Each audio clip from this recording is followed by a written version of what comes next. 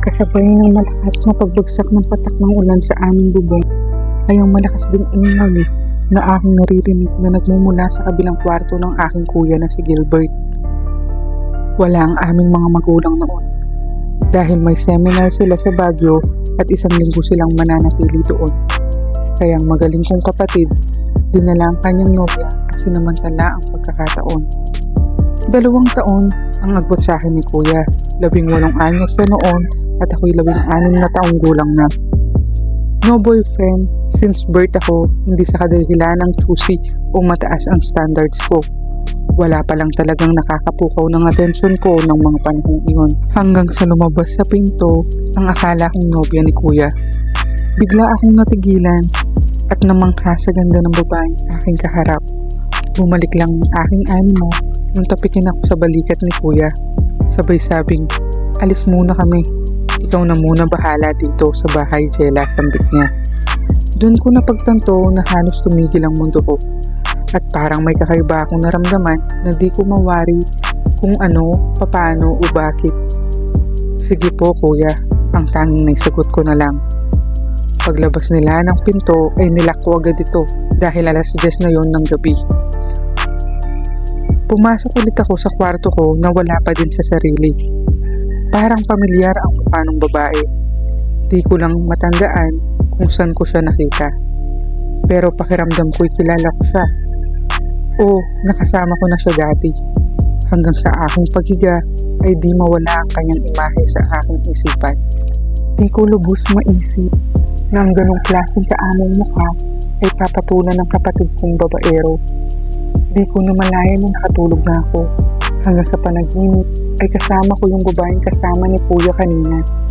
Yun nga lang, kami ang magkasama sa kwarto at magkayakap.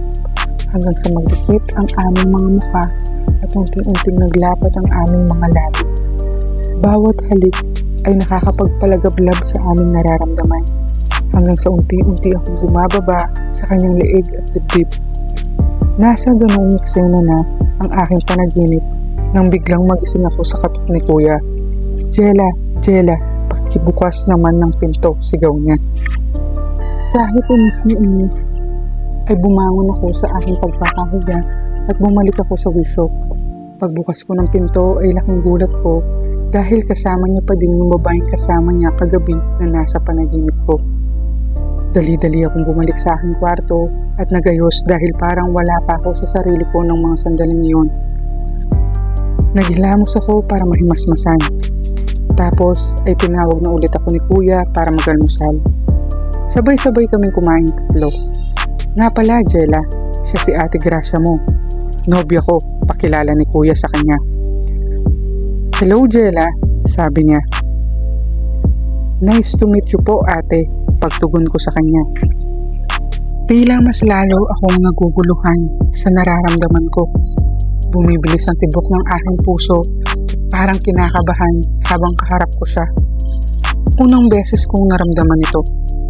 Natapos kaming kumain at muling nagpaalam si kuya. Iwan ko muna kayo ni Ate Gracia mo ha, Jella, kasi kasuhin ko lang yung pinapabayad ni mama. Sige po, ingat ka kuya, sagot ko naman. Pag-alis ni kuya ay nasa sala lang kami ni Ate Gracia at nanonood ng pelikula. Parang minamagnet ang aking mga mata na tumingin sa kanya hanggang sa bigla siyang napasigaw at napakakapit sa aking braso. Nakakatakot ng pelikula kasi ang aming pinapanood ng mga sandaling iyon. Sunod-sunod na pagtilig at mas lalong humihigpit ang kanyang pagkakahawak sa akin dahil sa takot. Kaya't niyakap ko si ate at lalo siyang napadikit sa akin. Naramdaman akong kuryente na dumaloy sa aking katawan, subalit hindi ko ito pinahalata sa kanya. Mabilis niyang kinuha ang kumot sa may paanan at itinaklob sa aming ulo hanggang sa aksidenteng naglapat ang aming labi ng mabilisan. Siya din ay natigilan sa nangyari. Akala ko'y mapapaatras siya at iiwas. Laking gulat ko nang itinuloy niya ang halik na di ko inaasahan. Alam kong mali dahil nobyo siya ng aking kapatid, subalit ang hirap pigilan kapag nandun ka na sa ganoong eksena. Di ko napigilan ang aking sarili, kaya sinulit ko ang bawat sandali hanggang sa gumapang na nga ang aking mga kamay papasok sa kanyang damit at aking unti-unting hinimas ang kanyang hinaharap na mas lalo pang nagpapagana sa kanya. Ayokong matapos ang mga oras na yon, subalit biglang bumukas ang pinto at dali-dali kaming naghiwalay ng pagkakaupo. Dumating si kuya para kaming nakakita ng multo at agad dinayos ang aming sarili. "Oh, ba't parang gulat na gulat kayo?" tanong niya.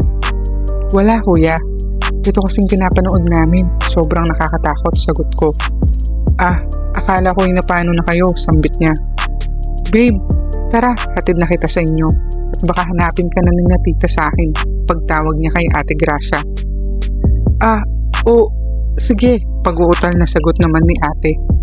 Tumayo lamang siya at nagpaalam ng tingin sa akin. Wala akong nagawa kundi ang pagmasdan lamang sila na palabas ng pinto hanggang sa magsarado ito. Tulala na naman akong naiwan sa loob ng aming bahay. Gulong-gulo ang aking pag-iisip. Bakit sa dami ng tao sa mundo ay sa kanya ko pa nararamdaman ito? Pagtatanong ko sa aking sarili. Hindi ito tama. Kailangan ko siyang kalimutan at ibaling sa iba ang pagtingin ko sa kanya. Ilang araw ang lumipas at hirap pa rin akong kalimutan siya. Bawat gabi sa aking paghiga ay mukha niya pa din ang aking nasisilayan. Sinubukan ko namang magpagkilala sa iba at sa mga lalaking aking kinatagpo ay wala pa din akong maramdaman na special tulad ng naramdaman ko kay Ate Gracia. Ay nagdesisyon akong makipagkita naman sa isang babae na bisexual din na palagay ko ay tulad ko. Kumain kami sa labas at nanood ng sine, ngunit bigo pa din ako hanggang sa pag-uwi ay hinatid niya ako sa bahay. Pagpasok ko sa aking silid ay parang wala ako sa sarili. Humiga lang ako sa aking kama at nag-isip-isip para akong baliw. Kinuha ko ang isa kong unan at aking niyakap ng mahigpit. Sinara ang aking mga mata at inisip na yun si Ate Gracia.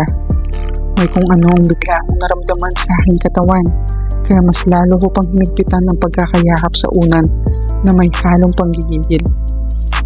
Akin tong hinaplos-haplos na para bang tunay na tao.